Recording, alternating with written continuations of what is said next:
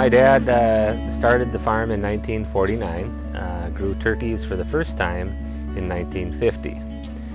He was born and raised in South Minneapolis, and upon meeting my mom after getting married, they came up here to grow turkeys. Back then, my grandfather, my mother's dad, was in charge of the Campbell Soup Company in Worthington, Minnesota, and they were a big player in the turkey production business at the time. A long time later, 65 years later, we're here and we're just doing just fine. My son Brian is in charge of the feed mill and the grow out, and his background is in computer networking. I have a degree in agricultural business administration, and I'm full-time on the farm, and my wife works part-time for us and full-time as an accountant, and she has a degree in accounting.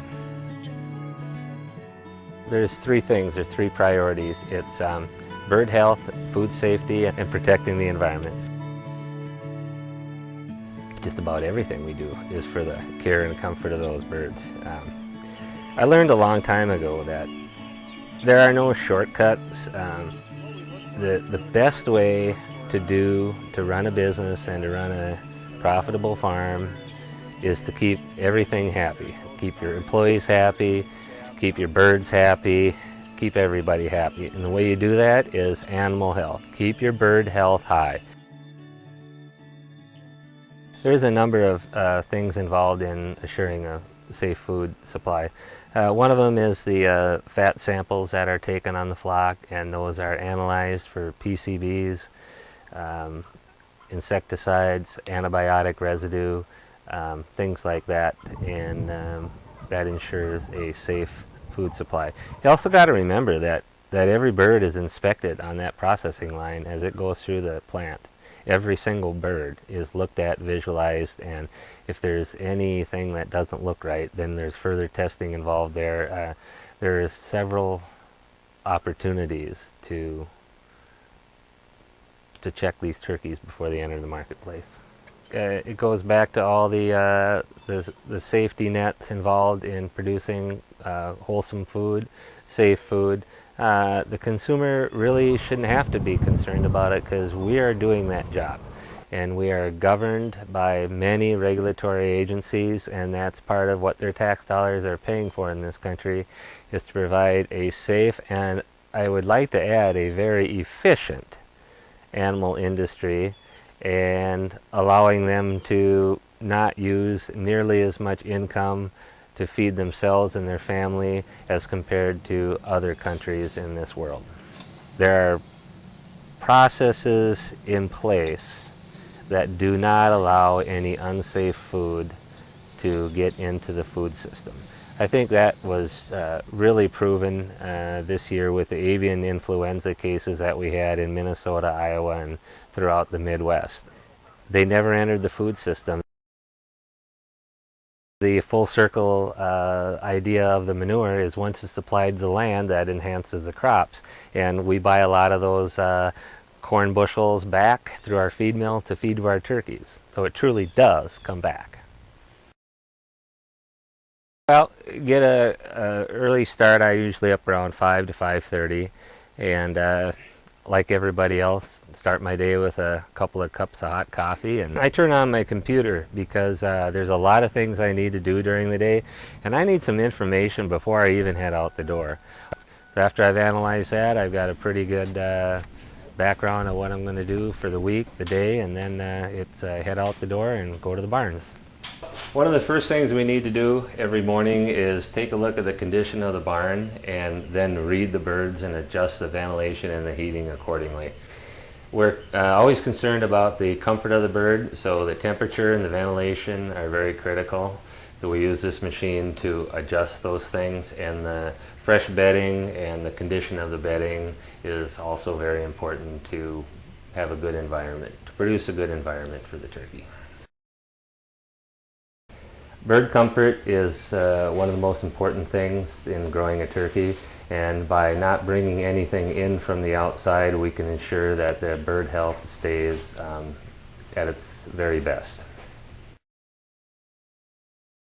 Well, this is what we call a brooder barn on the turkey farm, And what we do is we start the turkeys here at 1 day of age.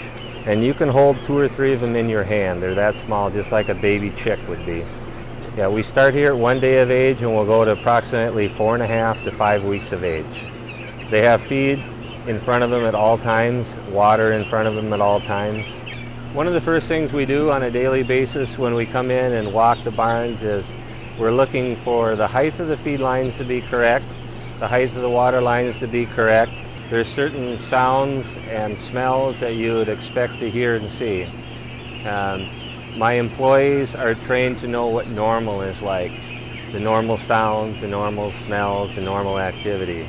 When something seems wrong, that's when an expert is called in, or somebody with experience that can help determine if there's going to be an issue with the flock or not. Early detection is by far the best prevention. So what we have right here is a device called a water proportioner, and that equipment right there will put 1 ounce of whatever stock solution is in this tub into the water line, which the turkeys will drink. We administer a lot of things through this: probiotics, prebiotics for good intestinal health and well-being. The other thing we use this for is to administer a hydrogen peroxide product that makes the water in the water lines similar to the tap water that you would drink out of your house.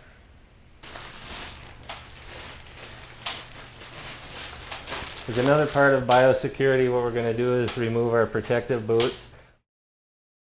What we're doing now is disinfecting the floor so that nothing will accidentally get tracked into the barn from the outside. This is another added precaution of biosecurity. One of the things that also as part of the biosecurity plan here is we want to take care of any scrap spilled feed that comes from either a hole in the auger, a leak, or spillage when it's filled. Because if you have spilled feed laying around, that's just a great source for songbirds and wild birds and wild animals of all kind to be able to come in and hang around your property, your premise. You want to clean that up every time you get a chance. The wild birds will carry such things as the dreaded avian influenza, which our industry just suffered, and other viruses as well. So we want to try to keep that contact to an absolute minimum if there's any at all with our own commercial turkeys. The other thing we have to do on a regular basis is we have to check these feed bins because these turkeys eat a lot of feed. My farms on all my turkeys every year will consume 7,400 tons of feed that we make at our own feed mill.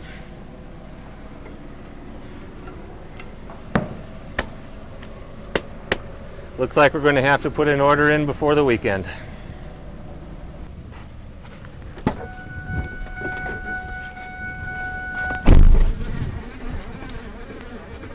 And now it's off to the next flock. We always go from the younger birds to the older birds on any turkey farm.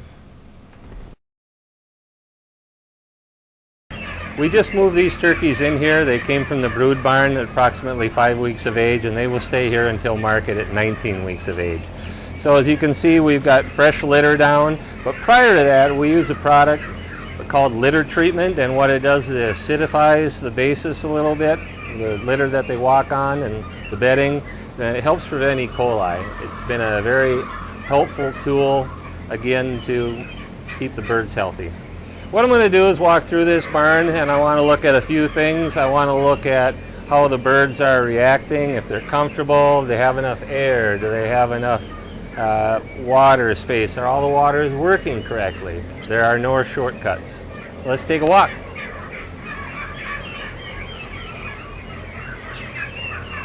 There's plenty of room to grow here. They have 5 times the space that they did in the brood barn. I can see by the way the turkey looks, he's active, he's paying attention to us, and he's following us around. I probably got that lesson taught to me when I was about 7, 8 years old, when I'd come down with my dad and we'd go through the turkey barn. He'd say, "Scott, look behind you.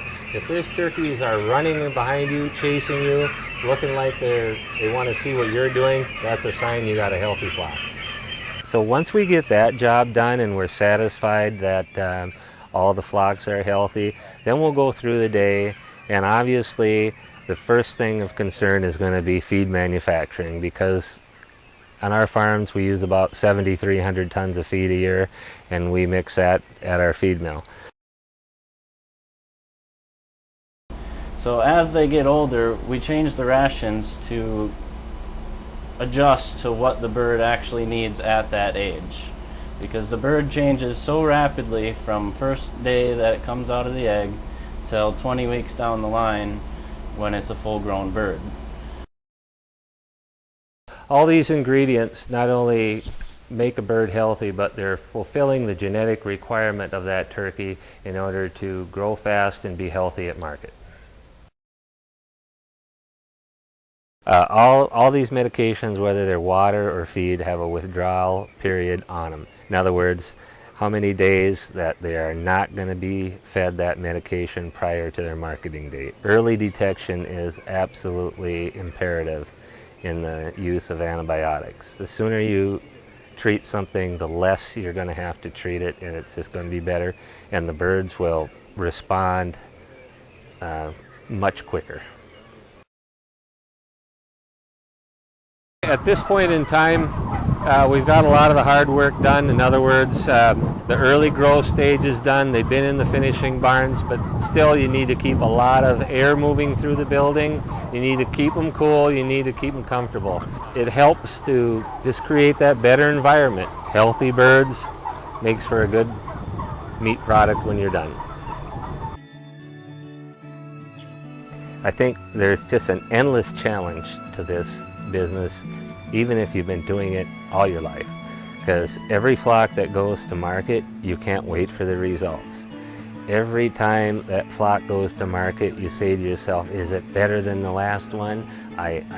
You're just always working towards a better performance, better average weight, better livability. It seems like there's always one challenge after the other, and that's what always keeps it interesting. No 2 days are the same.